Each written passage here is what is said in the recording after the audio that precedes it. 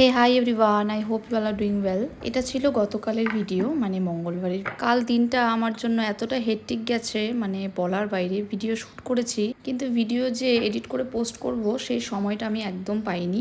সময় পাইনি বলাটা ভুল হবে, আসলে সময় করে উঠতে পারিনি। কারণ এতটা আমার জন্য কালকে ব্যস্ততম দিন গেছে, তোমাদের বলে বোঝাতে পারবো না। যাই হোক, কাল তো ছিল চৈত্র সংক্রান্তি, আর চৈত্র সংক্রান্তিতে বাড়িতে নিরামিষ রান্না হয়। তাছাড়া আমার বাড়িতে যেহেতু বজরংবলী রয়েছেন, তাই আমার বাড়িতে মঙ্গলবার করে নিরামিষ রান্নাটাই হয়। কাল ভেবেছিলাম আগে ঘুম থেকে উঠে পুজোটা করে নিয়ে তারপর রান্নাঘরে যাব, কিন্তু সেটা আর হয়নি। যেহেতু ছেলের স্কুল ছুটি ছিল, তাই আমাকে সকালে রান্নাটাই আগে বসাতে হয়েছে, কারণ পুজো দিতে গিয়ে অনেকটা সময় লাগতো।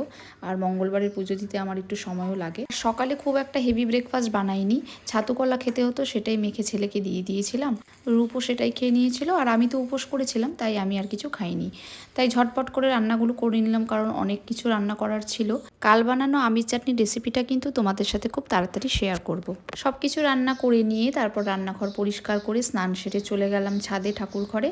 ছাদে গিয়ে এই গাছের মধ্যে এত জবা ফুল দেখে মনটা খুব খুশি হয়ে গেল। অনেক রকমের জবা ফুল ফুটেছিল, কাল ভালো দিন ছিল। এরপর পুজো শেষ করে ছেলে আর আমি খেয়ে নিলাম। ছেলেকে কাল পাশে বসিয়ে খাওয়াতে হয়েছে, কারণ ওই তেতো ছিল, টক ডাল ছিল, এইসব যদি পাশে বসিয়ে না খাওয়াই তাহলে ও কিছুই খাবে না।